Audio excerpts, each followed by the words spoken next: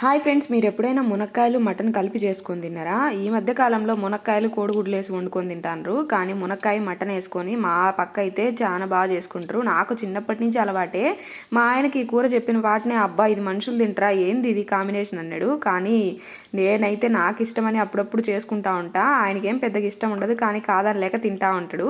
దీంట్లోకైతే మనం ముందుగానే ఉప్పు పసుపు వేసి ఉడకబెట్టుకునే ముక్కలు పక్కన తీసి పెట్టుకొని ఉండాలా.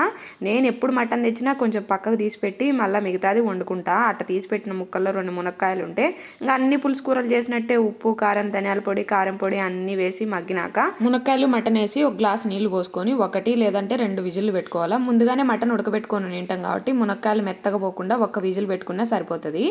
దీంట్లోకైతే అన్నం అయితే సూపర్గా ఉంటుంది. ఇట్ట కాకుండా మళ్ళీ వంకాయలు ఒట్టి తునకలు వేసి చేసుకుంటారు. ఒట్టి తునకలు అంటే రాయలసీమ దిట్టు ఏటను కోసుకున్నాక ఎండేసుకొని సంవత్సరం రోజులు ఎత్తి పెట్టుకుంటారు. ఆ వంకాయలు ఒట్టి తునకలు సంగటి అయితే ఇంక ఎంత తింటానే పోతా ఉంటది.